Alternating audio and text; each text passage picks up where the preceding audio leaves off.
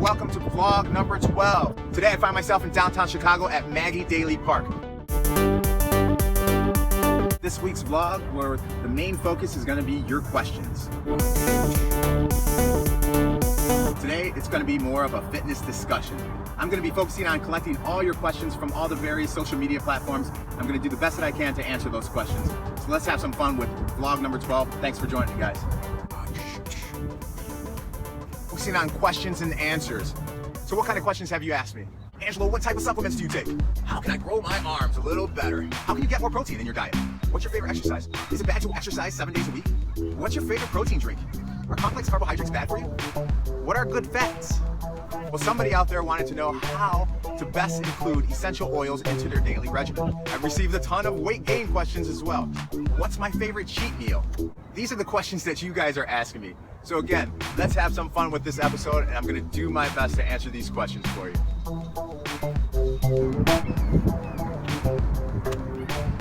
So today I'm gonna pick 3 of those questions. Again, I pulled all the questions from all the various social media platforms, and I chose 3. Alright guys, because these vlogs are so short and limited in time, I could only answer 3 of your questions. So I'm gonna start off with the very first question, which is, I'm interested in learning how to safely incorporate essential oils into my health and fitness regime. So let's give that question a try. Now, I have 2 answers for this question because I believe that this question may be speaking about 2 different issues. So essential oils. What I regard as essential oils are more of a homeopathic methodology. So meaning, essential oils are usually extracts that come from different fruit skins. So I've heard of grapefruit oil or garlic oil, and these oils are usually placed in some type of diffuser. So meaning it's aromatherapy, and or people have even ingested these oils. Now, I do not practice holistic medicine at all. I'm not a holistic practitioner. I've never even seen a doctor who practiced holistic medicine. So I don't know too much about essential oils.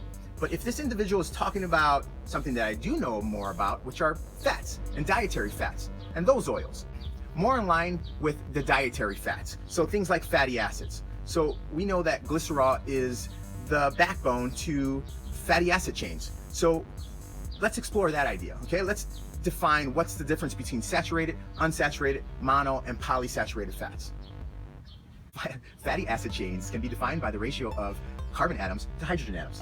Let me explain a little bit more. So in regards to saturated fats, each one of those fatty acid chains that consists of glycerol, and which glycerol can act as an imaginary hanger in which carbon and hydrogen atoms are hanging off of this. So with a saturated fat, the carbon atoms are going to hang off of it, and each carbon atom is going to have 2 hydrogen atoms attached to it. That's what makes it a saturated fat. Now for unsaturated fats, meaning mono and polysaturated fats, one of those carbons that's hanging off of the glycerol will only have 1 hydrogen atom attached to it. So at least 1 hydrogen atom will be missing from that chain. That's what makes it a monosaturated fat. Now if more than one of those carbon atoms is missing a hydrogen atom, that's going to make it a polyunsaturated fat. Now we get to the nitty-gritty, trans fats. Now what makes trans fat a trans fat? Hanging off of that glycerol are all those carbon atoms. Now when those carbon atoms are missing hydrogen and the 2 carbon atoms bind together, so they're bound, that's what makes it a trans fat. And usually those trans fats are found in the solid form during room temperature. Again, solid form during room temperature. So how does this help answer our question? Well, let me tell you.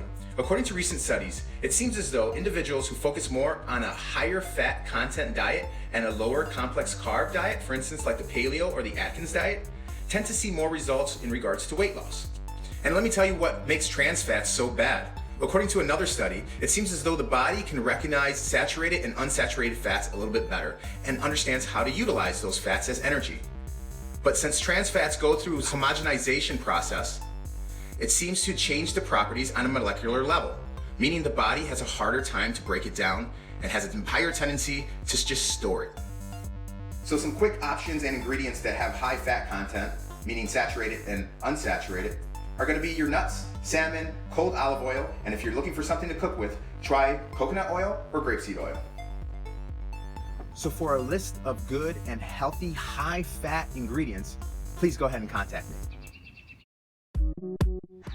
Our next question is, what is the best weight gaining meal plan?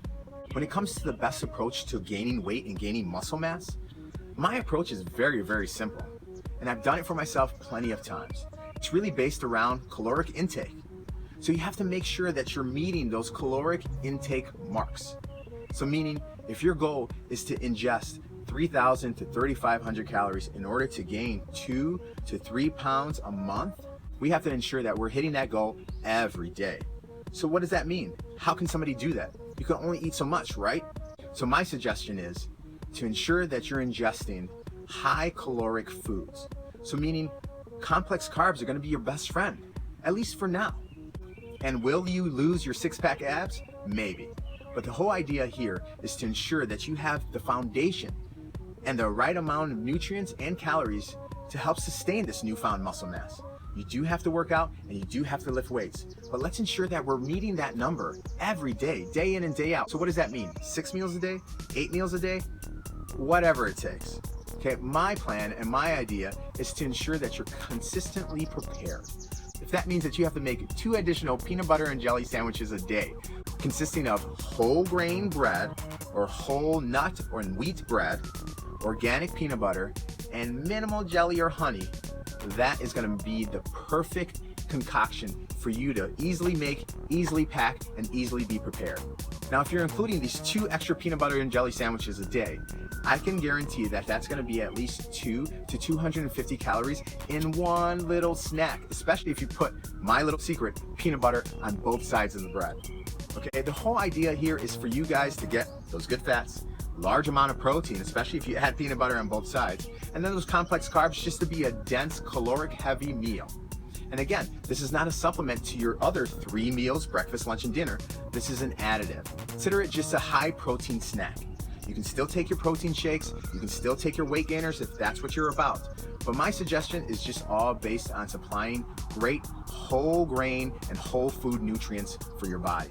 Still keep up with your greens because you need those to process the additional fiber and complex carbs that you'll be ingesting. But please make your breakfast the biggest meal of the day. If you have your first 2,000 calories during breakfast, that would be awesome. What does that look like? That looks like 2 to 4 eggs, 2 to 4 slices of bacon or turkey bacon, a half of an avocado, and 2 slices of whole wheat toast. Give that a try. That's literally going to pack your breakfast full of calories. And again, if you can average 15 to 2,000 calories in the morning, that's just going to prepare the rest of your day. So what should the rest of your day look like, you ask? Well, complement that big breakfast with a great yogurt for the probiotics 2 hours after your breakfast. Then you should be ready for lunch. Lunch is going to consist majority of greens, at least 6 to 8 ounces of protein, and then some more good fats so that you can add some more nuts, you can add some cold olive oil, or some more avocado if you'd like. Then you have to have 1 or 2 more snacks after lunch, just to hold you over and just to make sure that we're fueling the fire and keeping your metabolism going. And I'm assuming that you either worked out in the morning or you're prepping for your workout in the evening. So here we are, you had 2 snacks after lunch and now it's dinner time. For dinner, it has to be packed with protein. So we're looking for 6 to 8 ounces of fish or another lean protein. Chicken can help you out there. This is a perfect time to introduce some type of hearty grains. So a grain that is high in protein, like quinoa or brown rice. Quinoa is a great ingredient that has the proper 2-to-1 ratio when comparing carbs to protein. So give it a try and add it to your dinners, please. And we can't forget about including our greens in all these meals as often as you want, please. These ingredients are what's gonna help your digestive system process all these caloric dense foods. So for our final question, we're gonna make this one a little bit more fun. This person wants to know what's my favorite cheat meal. Well, plain and simple, ice cream. Who in America doesn't like ice cream? But I like to ensure that my ice cream and my cheat is at least organic. Now we try to ensure that there's no antibiotics and no additional hormones added to our dairy products. I'm allowing you 1 cheat day a week. This is taking me out of my comfort zone big time. So I appreciate your time. I hope that I was able to answer some of your questions. I definitely would try to get to all your questions in the future. I really appreciate you guys tuning in on a weekly basis. So please, don't forget to hit that like button down below, tell somebody, share, and at the very least, subscribe. I'll see you guys next week.